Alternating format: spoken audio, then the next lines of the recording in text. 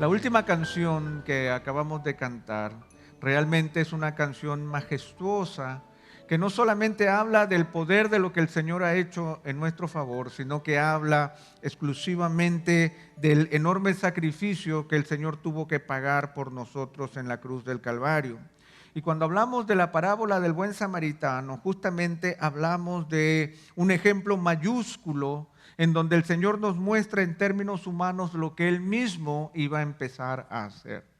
Pero antes de empezar con el tema propiamente tal, permítanme contarles una historia muy familiar que tiene que ver con mi familia, pero que yo creo que nos va a ayudar a pensar un poco en las demandas del Señor con respecto a lo que Él espera de nosotros.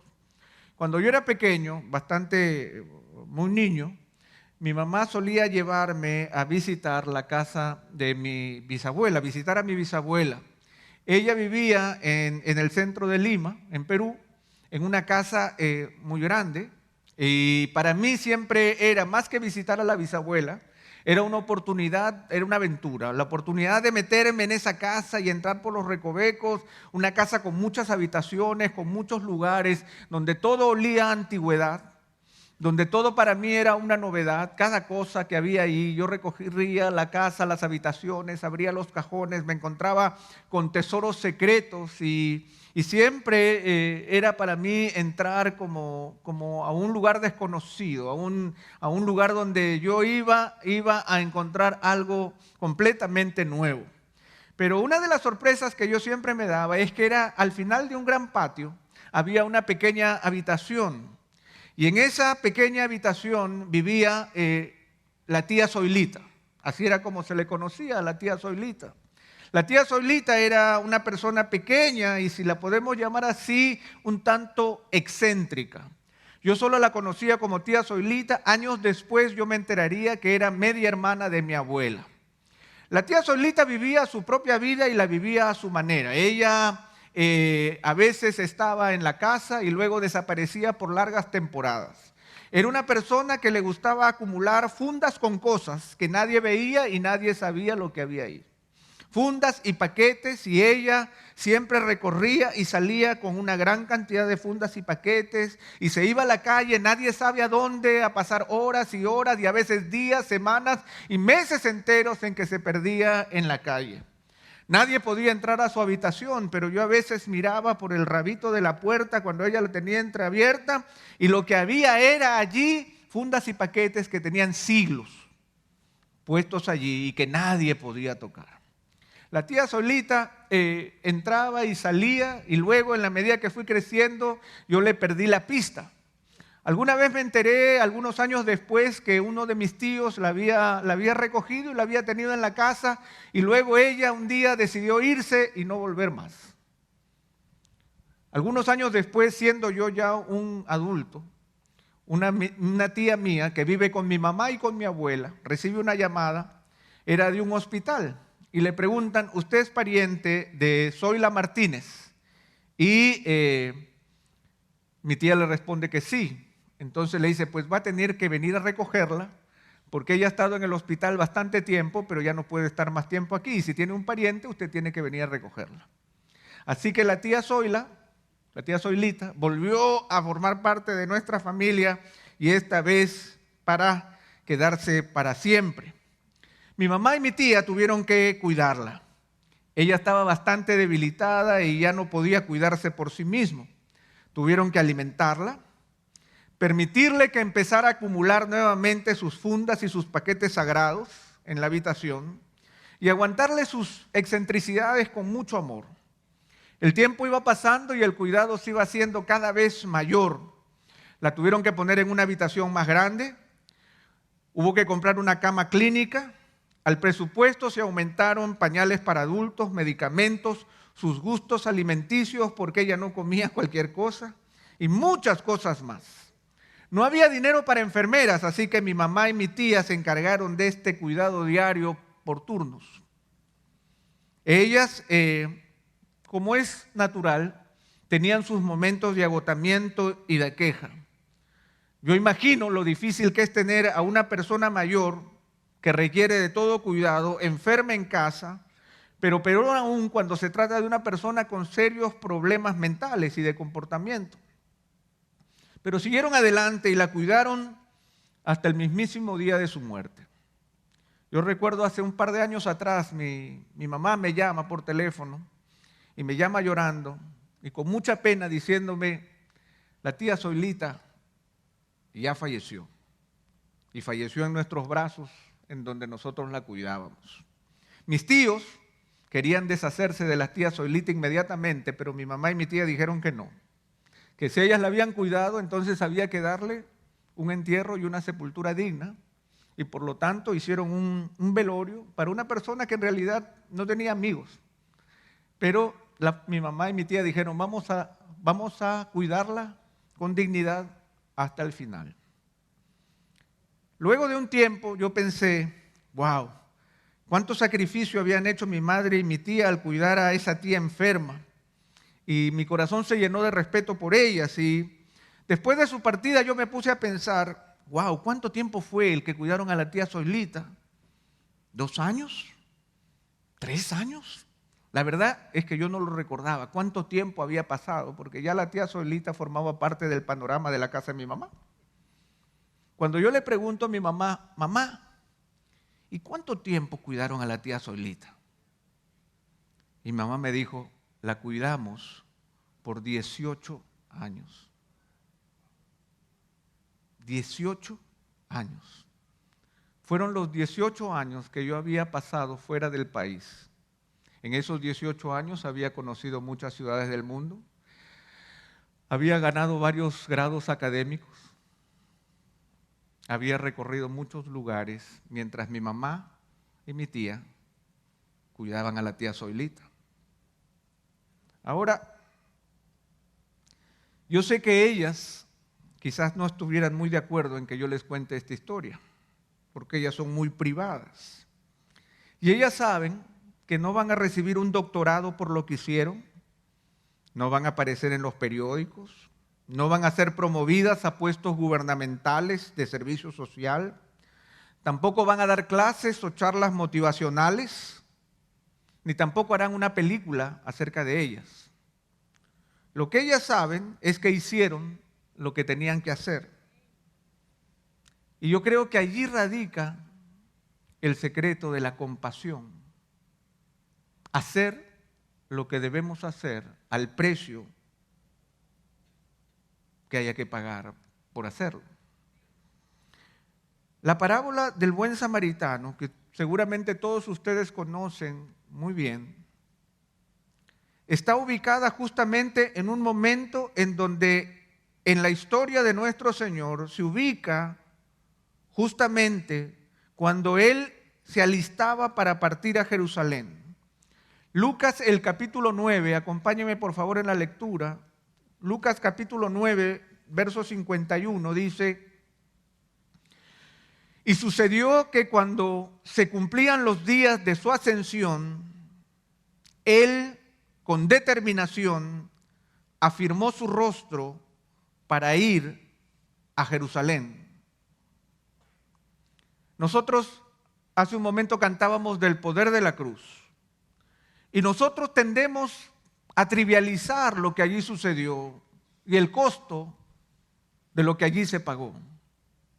Sin embargo, yo encuentro en las palabras de Lucas el corazón de nuestro Señor y todo lo que Él percibía a través de su obra, de lo que significaría afirmar mi rostro para ir a Jerusalén.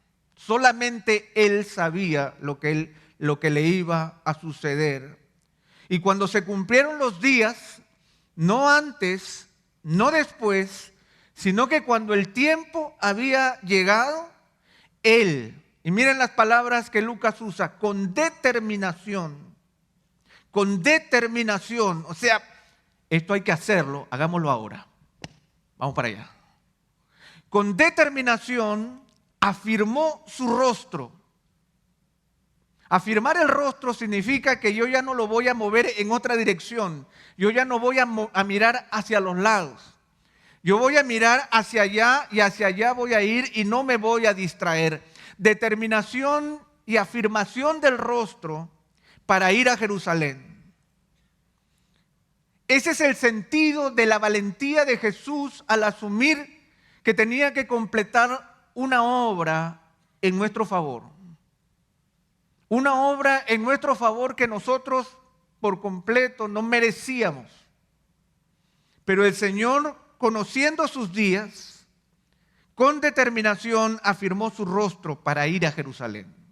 Por lo tanto, cuando Él cuenta la parábola del buen samaritano, Él está contando a través de una historia su propia historia.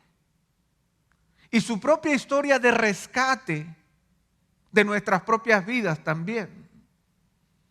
Ahora, cuando nosotros encontramos entonces ese inicio de la historia en Jesús, nosotros podemos encontrar un nuevo sentido de lo que significa ser compasivo.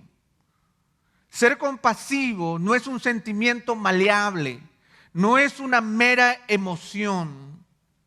Ser compasivo y tener misericordia involucra tener los pantalones bien puestos e involucra determinación y mirar hacia adelante y saber lo que voy a hacer porque voy a pagar un precio por esto. Ahora, nosotros conocemos la historia y en la historia nosotros nos encontramos con que Jesús se enfrenta a un intérprete de la ley. Eso es lo que el pasaje nos dice. Un intérprete de la ley se acercó con una pregunta. Sin embargo, si nosotros seguimos leyendo del 52 en adelante, nos vamos a dar cuenta que la parábola del buen samaritano no solamente calza con este intérprete de la ley, sino que también viene a ser una respuesta a sus propios discípulos que quizás no estaban entendiendo el espíritu con el que Jesús estaba viviendo y la determinación que Él había asumido para hacer una obra no en destrucción de la humanidad, sino a favor de la humanidad. Por eso es que yo quiero, antes de entrar a la parábola propiamente tal, poder ver cómo es que Jesús va a responder no solamente a este experto en la ley, sino que va a responder a sus propios discípulos. Porque, por ejemplo, ustedes, si seguimos leyendo el 9:52, Lucas 9:52 dice: y envió mensajeros delante de él, y ellos fueron y entraron en una aldea de los samaritanos para hacerle preparativos. Pero no le recibieron porque sabían que había determinado ir a Jerusalén. Al ver esto, sus discípulos Jacobo y Juan dijeron: Señor, ¿quieres que mandemos que descienda fuego del cielo y los consuma? Pero él, volviéndose, los reprendió y dijo: vosotros no sabéis de qué espíritu sois, porque el Hijo del Hombre no ha venido para destruir las almas de los hombres, sino para salvarlas. Y se fueron a otra aldea. La parábola del buen samaritano podría empezar a partir de este momento. Podría empezar a este momento porque es una respuesta, un ejemplo que es una respuesta a la falta de compasión de Jacobo y Juan. Jacobo y Juan se sentían leales al Señor, pero no sentían ninguna compasión por esa humanidad perdida que no sabía reconocer al Señor en la figura de esos samaritanos. Señor, ¿no quieres que mandemos que descienda fuego del cielo y consuma a estos samaritanos? Ellos se mostraron leales a Jesús. Su pregunta atrevida demostraba que tenían cierto grado de fe, pero estaban completamente equivocados. Porque lealtad a Jesús es tener compasión por la humanidad. Ser leal a Jesús es conocer el espíritu con el que Jesús ha venido. Yo no he venido para destruir las almas, sino para salvarlas. Por eso es que Jesús enseña la parábola del buen samaritano, porque es también para Jacobo y Juan. En el capítulo 10, rápidamente, nosotros nos encontramos con que el Señor, dice el verso 1, designó a otros 70 y los envió de dos en dos delante de él a toda ciudad y lugar a donde él había de ir. Él los envía y los lleva como un grupo de adelanto que va a ir compartiendo el evangelio. A cualquier casa que entren, digan primero: paz en esta casa. Sanad a los enfermos que hay en ella y decidles: se ha acercado a vosotros el reino de Dios. El que a vosotros escucha, a mí me escucha, y el que a vosotros rechaza, a mí me rechaza, y el que a mí me rechaza, rechaza al que me envió. Ustedes van en mi nombre, sanen, liberen, hablen de la paz de Dios, muestren el evangelio. Ahora, ellos, al igual que Jacobo y Juan, eran leales al Señor y obedientes a Él. Y cuando ellos vuelven victoriosos de su comisión, nos dice el verso 17 del capítulo 10, los 70 regresaron con gozo diciendo: Señor, hasta los demonios se nos sujetan en tu nombre. Ok, está bien. Pero ¿a qué te mandé yo?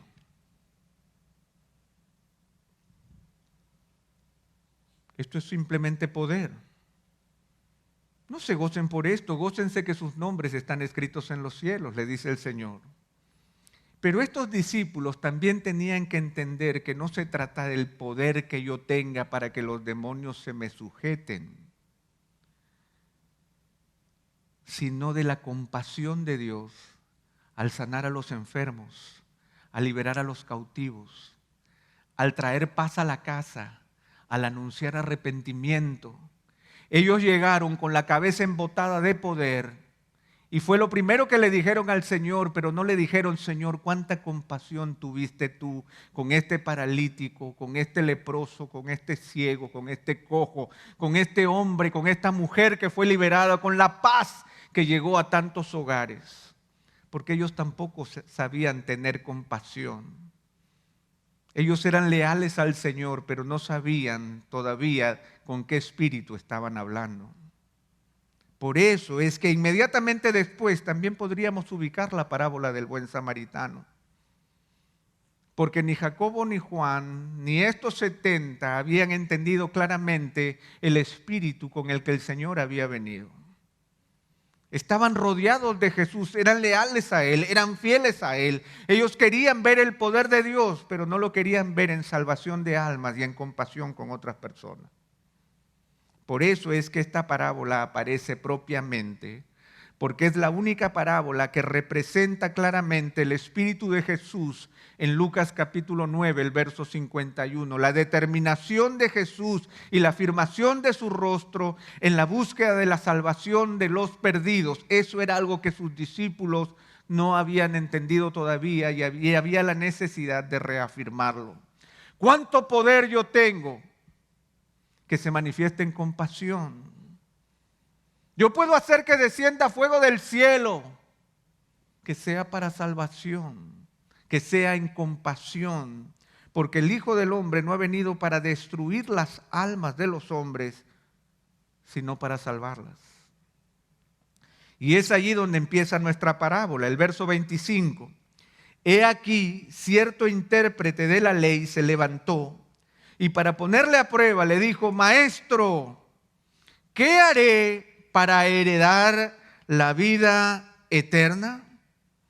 Es interesante que se levanta este hombre y este hombre no era tan diferente a Jacobo y Juan, ni tan diferente a los 70.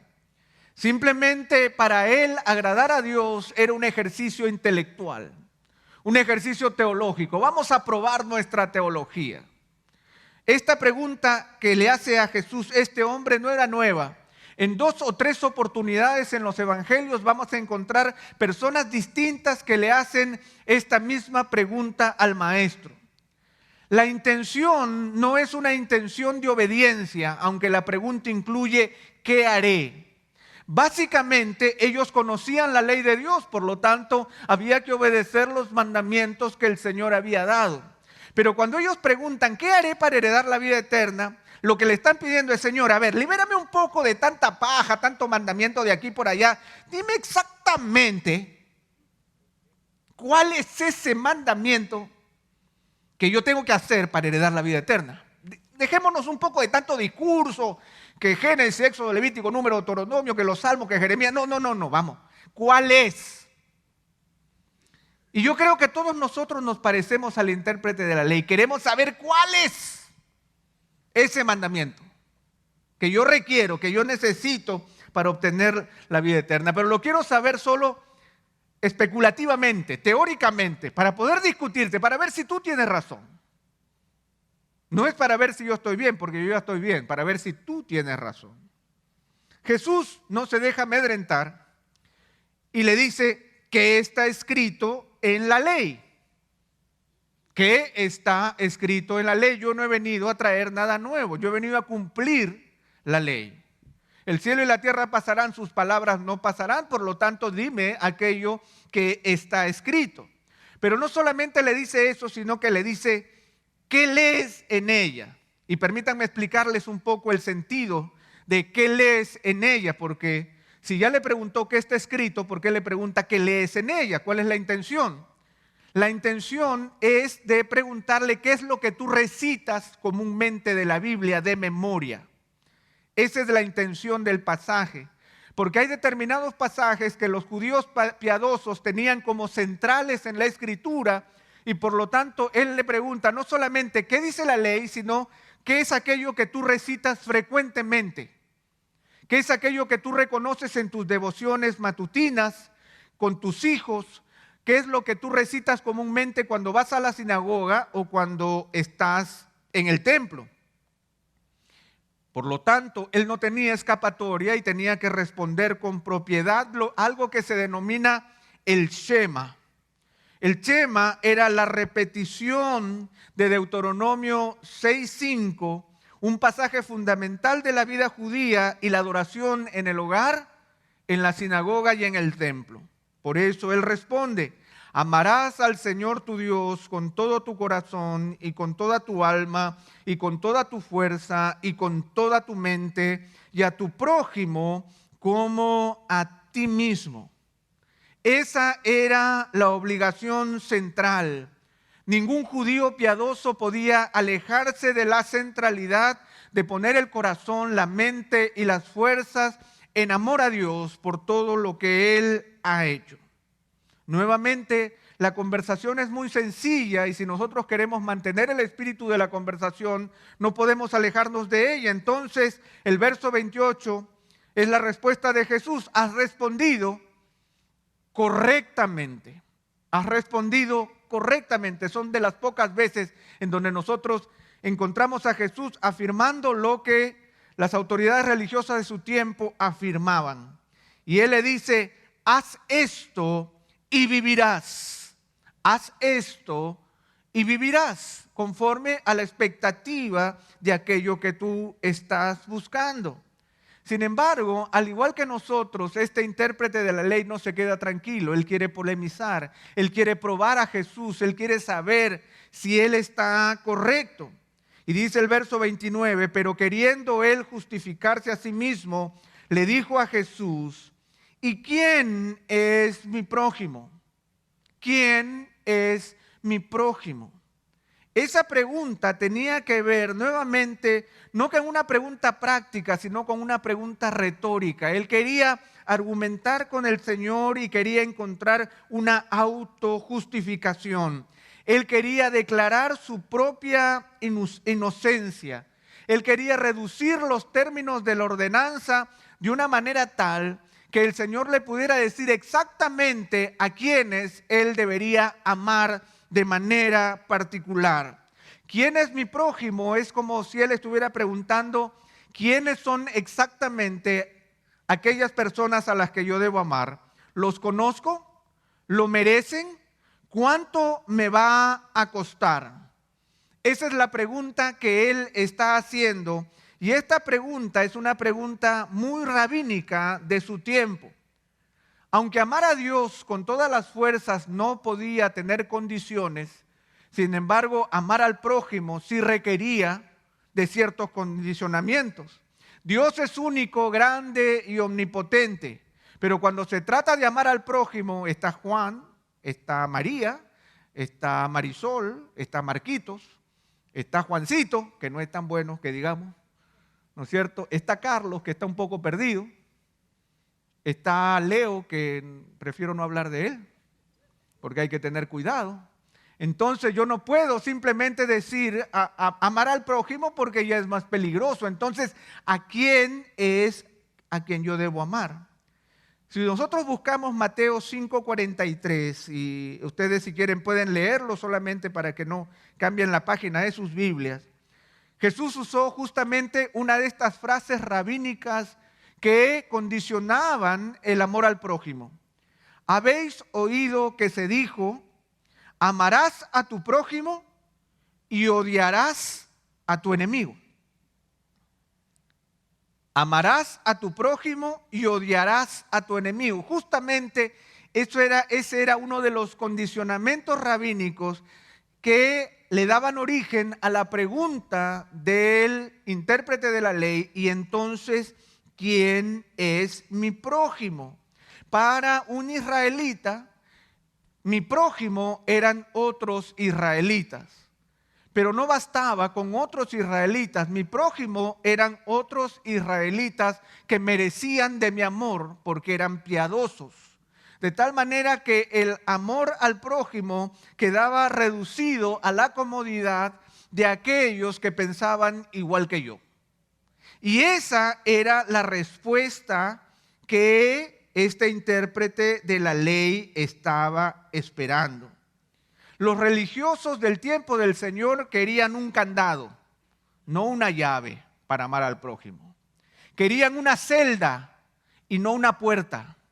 Querían saber exactamente quiénes eran aquellos que merecían su amor. Ahora, déjenme contarles un secreto. Omar, nosotros somos igualitos. Nosotros también, para amar al prójimo, buscamos todos los condicionamientos del caso, todas las circunstancias atenuantes, todo aquello que me libere de amar a ese Juancito que no me cae bien. Y yo voy a buscar, por cualquier modo, hacerle la misma pregunta al Señor: ¿quién es mi prójimo? Por eso es que Jesús empieza el verso 30 diciendo, sin mayor preámbulo: ciertamente, cierto hombre bajaba de Jerusalén a Jericó y cayó en manos de salteadores, los cuales después de despojarlo y de darle golpes se fueron dejándolo medio muerto. Jesús no le dijo: ven que te voy a contar una historia. Jesús no le dijo: mira, yo tengo una parábola, me gustaría ponerte un ejemplo antes de responder tu pregunta. No, ¿saben por qué? Porque cuando nosotros nos enfrentamos a la compasión y al amar a nuestro prójimo como a nosotros mismos, la realidad nos cae de golpe en la cara. Porque cuando el Señor nos ordena amar a nuestro prójimo como a nosotros mismos, no es una fiesta.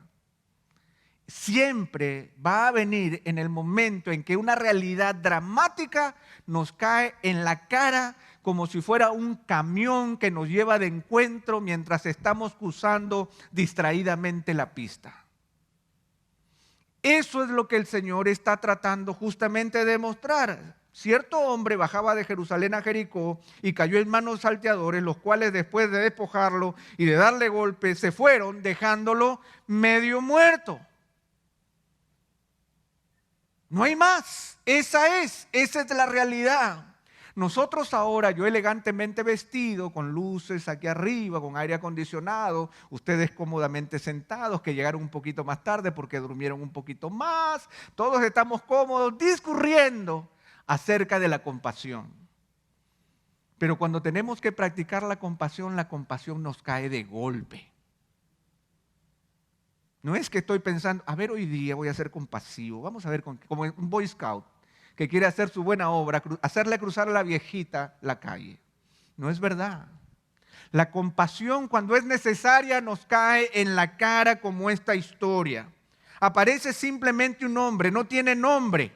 Este hombre no tiene nacionalidad, no tiene raza, no conocemos su moral, no conocemos su espiritualidad, no conocemos su posición social. Simplemente es una persona en peligro, en grave necesidad. Este hombre fue rodeado por ladrones, no por fieras, otros seres humanos que le hicieron daño, lo despojaron de todo, su ropa, sus pertenencias. Probablemente estaba desnudo, lo dejan a la orilla del camino, medio muerto. Difícilmente podría darnos sus credenciales para saber si él era mi prójimo. Una pregunta, disculpe, ¿qué nacionalidad es usted? ¿A usted lo robaron por descuidado, por necio o porque realmente estaba en peligro? Usted, mire, yo lo pienso ayudar, pero después podrá devolverme lo que le voy a dar. No responde, no lo ayudo. No hay posibilidad en este caso de poder hacer otra cosa que saber que hay algo que me cae en la cara y que yo tengo que hacer algo al respecto. Ahora, continuamos con la historia. Dice el verso 31, por casualidad, cierto sacerdote bajaba por aquel camino y cuando lo vio, pasó por el otro lado del camino. Del mismo modo, también un levita, cuando llegó al lugar y lo vio, pasó por el otro lado del camino. Ahora, la historia ya no es la historia de un hombre, sino que ahora la historia tiene un matiz aún más claro. Por casualidad. No hay un cargo sacerdotal de recoger personas heridas en el camino entre Jerusalén y Jericó. No existe. Fue algo fortuito, algo espontáneo, algo circunstancial. Un sacerdote y un levita pasaban por el mismo camino. ¿Por qué pasaban por el mismo camino? Los estudiosos dicen que muchos sacerdotes y levitas, para evitar los altos costos de vida de Jerusalén, vivían en Jericó y caminaban los 27 kilómetros de su vida entre Jericó y Jerusalén cada vez que le tocaba servicio en el templo. Esa es la razón por la que este sacerdote iba de regreso a su casa después de haber cumplido sus funciones sacerdotales, igual que el levita. Ahora, lo cierto es que el sacerdote estaba encargado de los sacrificios y las partes presenciales e importantes del culto, mientras que los levitas estaban a cargo de asistir a los sacerdotes en sus funciones sacerdotales. Ninguno de estos hombres estaba llamado a realizar una tarea especial por este hombre en medio del camino. Simplemente se les estaba pidiendo que sean humanos. Pero no lo fueron. No estaban obligados a recoger a este hombre en necesidad. Cierto sacerdote bajaba por aquel camino y cuando lo vio, dijo, mejor por aquí no me meto. Ahora, nosotros podríamos especular por qué es que no se detuvo. ¿Cuál es la razón por la que este sacerdote y este levita pasaron de largo? Cuando eran sacerdotes y cuando eran levitas. ¿Cómo es posible? Pues podríamos pensar que ellos ya habían hecho lo que tenían que hacer para el Señor y ellos estaban completamente satisfechos de la labor realizada, por lo tanto podrían percibir que no le debían nada al Señor y menos a ese desconocido. Podría ser, ¿verdad? Lo cierto es que nadie va a ir preso por pasar de largo, a nadie lo meten preso por pasarse de largo. Ellos no tenían la obligación. Ellos estaban satisfechos ya seguramente con las labores que ellos habían realizado y por lo tanto ellos deciden seguir su camino. Nos importan las razones que ellos puedan esgrimir. El problema es que ninguna razón es suficiente cuando hay un hombre muriéndose en medio del camino, ¿verdad? No hay razón que valga la pena para justificar el hecho de que yo no me haya detenido. Ahora, Jesús seguramente se detiene en este momento de la historia y todos los que están escuchando están esperando el desenlace. ¿Quién va a aparecer? ¿Quién puede aparecer? Tiene que aparecer un judío piadoso, ¿verdad? Juan y Jacobo estaban allí al lado de Jesús, muy cerca de él, esperando el desenlace. Los 70 también estaban allí al lado de Jesús esperando el desenlace. ¿Quién es el que va a darnos y desentrañar esta historia? Y aparece, lo primero que dice Jesús es, pero cierto, samaritano. ¿Cómo? El samaritano era considerado un enemigo de los judíos. Ni siquiera se le consideraba como un vecino, un samaritano en escena. ¿Cómo es esto posible? Pues esta es la historia. Juan y Jacobo, oye, samaritano, y nosotros que pensábamos derramar fuego del cielo para que consuma a todos los samaritanos. Y estamos mandando a decir esto. No se nos dice cuál es su función. No nos dice cuál es su ocupación. Algunos dicen que era un hombre de negocios, pero no, nosotros no lo sabemos. Lo cierto es que era un enemigo de los judíos. Él no tenía ninguna razón especial para ayudar a otro judío. No había ningún motivo. Por el contrario, el aborrecimiento racial era mutuo. Es interesante que el sacerdote y el levita son presentados por sus posiciones en el templo, mientras que este samaritano es solamente presentado por su raza. ¿Saben por qué? Porque son las acciones las que determinan mi relación con el Señor y mi carácter, no mi hábito, porque el hábito no hace al monje, y el mono, aunque se vista de seda, la saben, ¿verdad? Para el Señor era importante determinar el carácter. Y un carácter que determina acciones. Y a pesar de todos los prejuicios que había con respecto a este hombre responde decididamente. ¿Cómo responde? Como está respondiendo nuestro Señor Jesucristo en este momento de la historia. Con determinación, afirmando el rostro para hacer un acto compasivo que tuvo para él un enorme precio. Dice el pasaje que el samaritano que iba de viaje llegó a donde él estaba y cuando lo vio tuvo compasión. Tuvo compasión. Y aquí hay algo sumamente interesante, porque en el original es una figura muy gráfica. Dice que en realidad su corazón se salió de él, que se le movieron todas las entrañas ante lo que él tuvo delante. Algo que no lo tuvo el sacerdote que venía de ministrar en el templo y no lo tuvo tampoco el levita. Fue la realidad de un hombre caído lo que movió su corazón y lo movió de tal manera que se acercó. Por lo tanto, el acercarse es lo único que a nosotros nos ayuda con nuestra miopía de compasión. Todos nosotros tenemos miopía con respecto a la compasión. Nos gusta ver las necesidades de lejos, porque yo de lejos las veo blurry, las veo borrosas, no distingo las lágrimas, no escucho las quejas, no huelo los olores. Por lo tanto, mi miopía de compasión, mientras más lejos estoy, menos me voy a involucrar.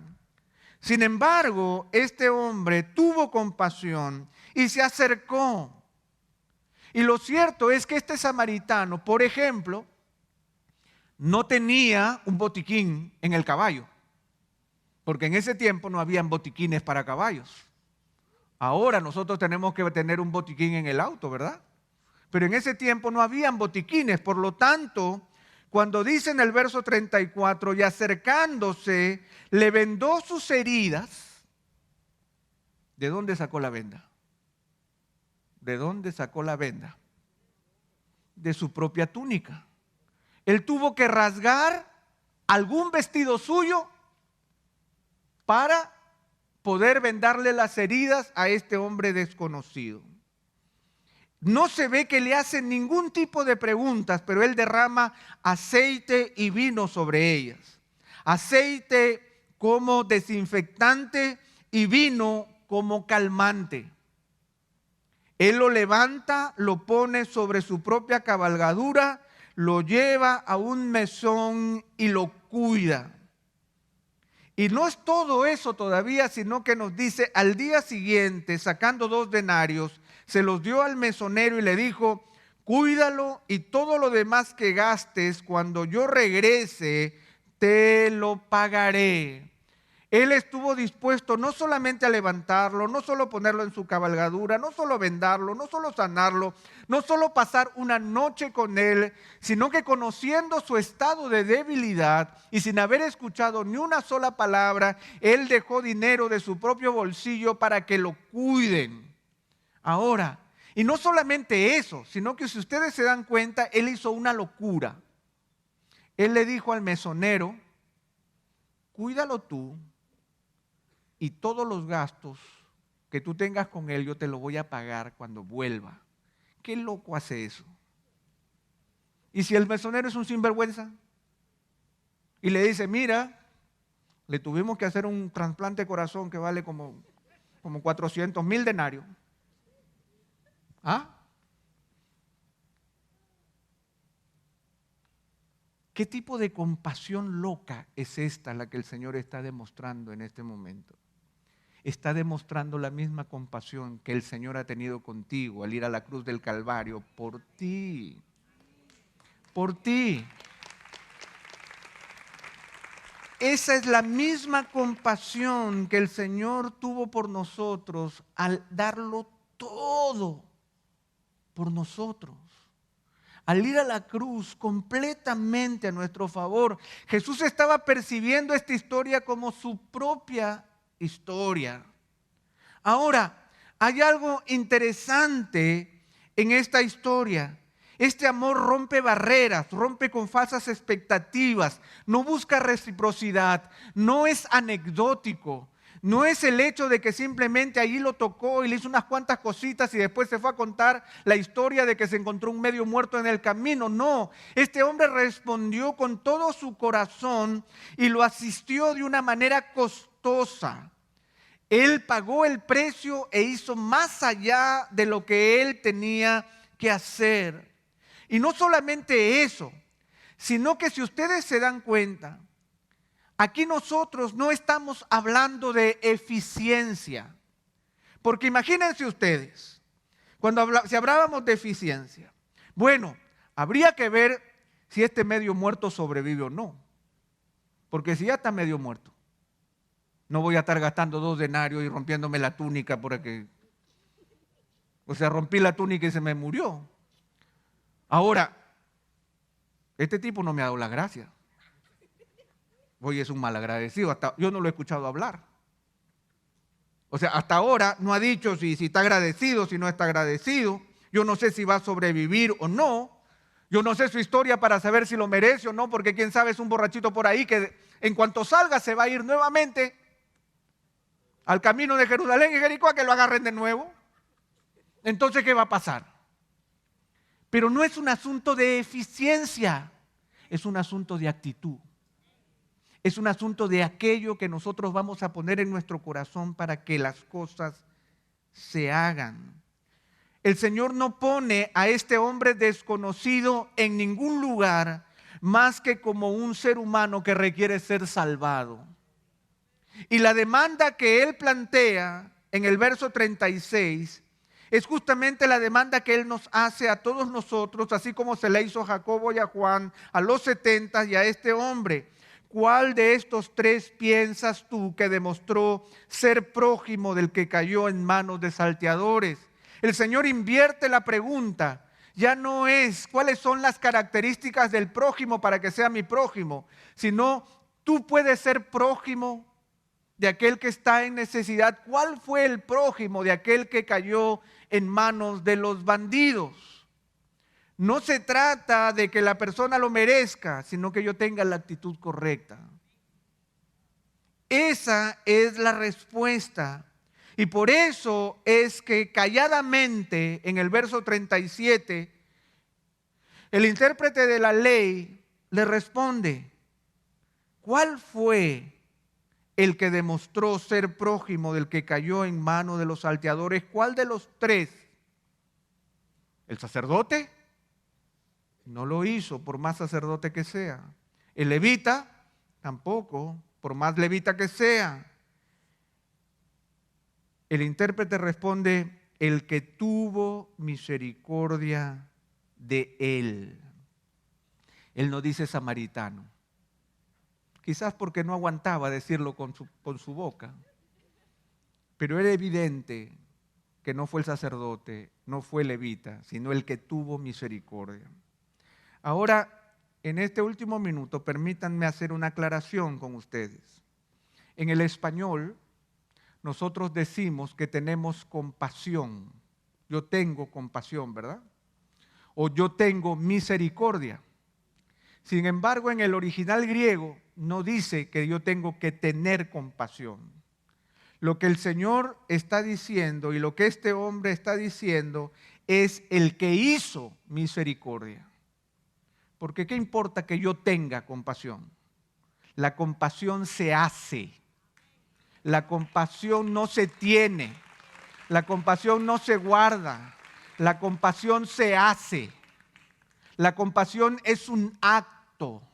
De nada sirve que yo la tengo mientras el hombre sigue caído en el piso. Por eso es que en el idioma castellano nosotros no sabemos aplicar compasión. Tengo compasión de ti y hago compasión por ti. Y me invita a una respuesta. Por eso es que Jesús le dice, si volvemos a leer el 37 correctamente, y él le dijo: el que hizo misericordia con él. Y por eso Jesús le dijo: ve y haz tú lo mismo. Ve y haz tú lo mismo. Lo mismo que el samaritano, que respondió de acuerdo a lo que había en el corazón de Dios con respecto al mandamiento. El mandamiento de amar al prójimo como a nosotros mismos es responder ante la necesidad con nuestras acciones, no solamente con nuestras emociones. Tiene que ver con nuestro carácter y la disposición de nuestro corazón. Es la oportunidad de volvernos vulnerables, de ponernos en peligro. Es la posibilidad de poder seguir el ejemplo de nuestro Señor Jesucristo, quien lo hizo así por cada uno de nosotros. El Señor se hizo vulnerable y fue hasta la muerte, y muerte de cruz. Jesucristo no renunció a la cruz, sino que con determinación afirmó su rostro. Para hacer compasión hay que ser valiente y tener los pantalones bien puestos. Hacer compasión y hacer misericordia es poder percibir el corazón de Dios, quien nos ordena amarle a Él con todas las fuerzas y usar esas fuerzas para amar al que está caído en necesidad. Ese mismo amor fortalecido en el Señor por lo que Él ha hecho por mí es el mismo amor que yo tengo que demostrar por aquel que está caído. Ahora, hay algo importante que yo quiero recordarles en este momento, porque yo no quiero que ustedes se vayan asustados de este lugar. El verso 31 dice: por casualidad. Por casualidad. Y ese es lo que yo quiero resaltar con ustedes en este momento. Se trata de por casualidad. El Señor no está queriendo que nosotros nos volvamos profesionales de la compasión, ni que creemos un voluntariado por la compasión. El Señor tampoco quiere que nosotros nos esforcemos para ir buscando gente en necesidad a la cual hacer compasión. Esa no es la naturaleza de esta historia. La naturaleza de esta historia es que nosotros tengamos la actitud correcta cuando la necesidad cae en mi cara y yo tengo que responder con compasión. Eso es lo que está pidiendo el Señor.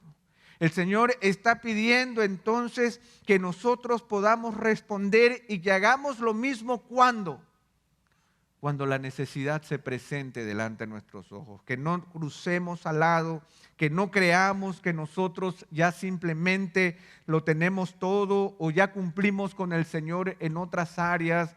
Cuando se presente la necesidad, ahí ya no importa si yo soy pastor, ingeniero, abogado, contador, policía o médico. Allí solamente puedo ser como Jesús lo fue conmigo.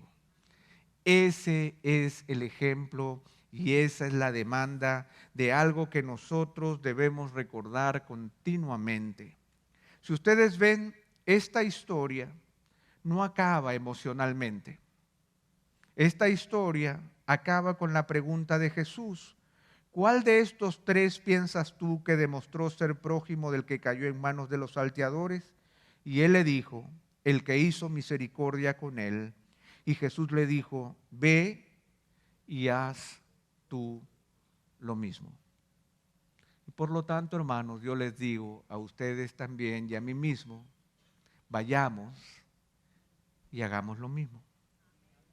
Respondamos ante la necesidad cuando la necesidad se presente delante de nuestros ojos y hagámosla como el Señor nos demostró que lo hizo por nosotros con todo el corazón.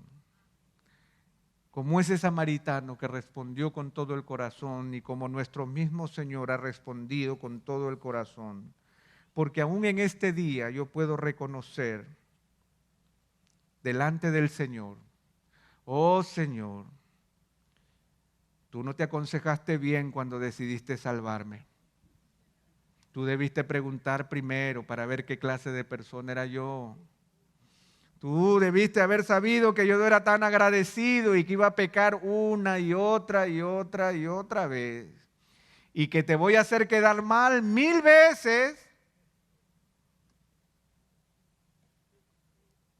Pero ese es el amor del Señor para conmigo. Y ese es el Dios que me sostiene. Y ese es el Dios que me bendice. Y ese es el Señor que derrama su sangre abundantemente por mí cada día para perdonarme todos mis pecados. Él es la propiciación delante del Padre que permite que el Padre escuche mis oraciones. El Señor se ha convertido entonces en ese samaritano quien hizo la locura de rescatarme a pesar de que yo no lo merezco. Ve tú y haz lo mismo. En tiempos como los que estamos viviendo, hermanos, el cristianismo tiene que recuperar su capacidad de imitar a Jesús, no solo en sus palabras, sino en sus hechos. Nosotros no queremos condenar al mundo porque el Señor no vino para condenar al mundo, sino para que el mundo sea salvo por Él. Nosotros debemos saber de qué espíritu somos. Somos del espíritu compasivo de Jesús. Nosotros no queremos que caiga fuego del cielo y destruya a ningún ser humano, por más grande que sea su inmoralidad. Nosotros no queremos simplemente gozarnos en el poder de Dios porque los demonios se nos sujetan, sino queremos ver personas liberadas a las que el Señor ha mostrado su compasión. Nosotros no queremos solo discursar acerca de la compasión de Dios, sino que queremos hacer compasión. Queremos hacer misericordia. Porque el Señor nos dice, esto no es de discusión. Ve tú y haz lo mismo. Cuando venga la oportunidad, responde con determinación, afirma tu rostro y paga el precio. No será todos los días, no será quizás muchas veces en un año, pero cuando venga, hazlo. Y hazlo con todo tu corazón.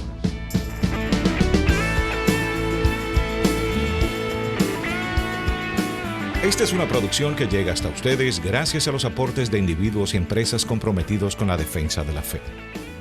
Para más información, preguntas y comentarios, visite nuestra página de internet www.integridadYsabiduría.org. En esta página encontrará información sobre la producción de este y otros recursos que ponemos a su disposición, como también las formas en las que usted puede contribuir con la producción de programas como estos. Les invitamos nuevamente a visitar nuestra página de internet www.integridadysabiduría.org. Será hasta la próxima, cuando nos reencontremos en su palabra.